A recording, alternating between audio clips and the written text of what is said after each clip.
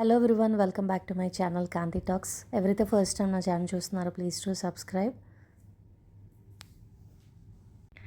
So దీనికి కావాల్సిన items ఏంటంటే దోసపప్పు, కొబ్బరి, వెల్లుల్లి, ఇంకా కరివేపాకు, జీలకర్ర, ధనియాలు, కారం. సో ప్రాసెస్ అయితే స్టార్ట్ చేద్దాం. ముందుగా కడాయి తీసుకొని ఇవన్నీ వేసుకొని లైట్గా ఫ్రై చేసుకోండి. సో ఇవన్నీ ఫ్రై అయిపోయిన తర్వాత దీన్ని మనం స్టవ్ ఆఫ్ చేసుకొని మిక్సీ చేసుకోవాలన్నమాట. అంటే మరీ వేడిగా కాకుండా లైట్గా చల్లారిన తర్వాత ఇప్పుడు మళ్ళీ కడాయి తీసుకొని అందులో ఒక 2 గరిటెలు ఆయిల్ అయితే వేసేసుకోండి.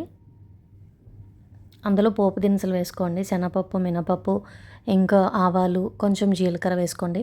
అలాగే ఇంకా ఆనియన్స్, కరివేపాకు వేసుకొని ఫ్రై చేసుకోండి. సో ఇవన్నీ ఫ్రై అయిపోయిన తర్వాత మనం వాష్ చేసేసుకున్న వంకాయలు, ఉప్పులో వేసి నానబెట్టుకున్న వంకాయలు ఏవైతే ఉన్నాయో ఇందులో వేసేసుకోవాలన్నమాట.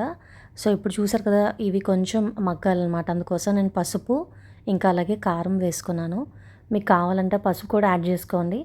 సో మంచిగా కలిపేసుకొని మూత పెట్టుకొని ఒక 5 మినిట్స్ అయితే మనం మగ్గబెట్టుకుందాం.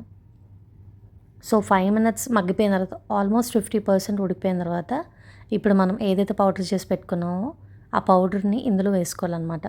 సో చాలామందికి డౌట్ వస్తుంది, ఎండుమిరపకాయలు వేయలేదు కదా అంటే, నేను యాక్చువల్గా కారం వేసాను కాబట్టి కారం తినేవాళ్ళు ఇంకా ఉంటే కనుక, అంటే లైక్ ఇష్టంగా తినేవాళ్ళు ఉంటే ఎండుమిరపకాయలు వేసుకోండి.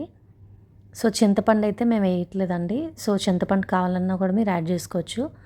సో కొబ్బరి కారం కాబట్టి ఇలా వెల్లుల్లిపాయలు ఎక్కువ కారం వేసుకుంటే చాలా బాగుంటుంది టేస్ట్ అయితే. సో దీన్ని మనం సాంబార్ కానీ పప్పు కాంబినేషన్ ఏ ఐటమ్ అయినా తినేయచ్చు. సో నార్మల్గా రోటీస్ కానీ చపాతీస్ కానీ ఇంకా బాగుంటాయి తింటే. సో డెఫినెట్గా మీరు కూడా ట్రై చేయండి. అయిపోయిందండి. సో వంకాయ కొబ్బరి కారం రెడీ అయిపోయింది. డెఫినెట్గా మీకు కూడా నచ్చుతుందని అనుకుంటున్నాను. Please to subscribe my channel. Thank you.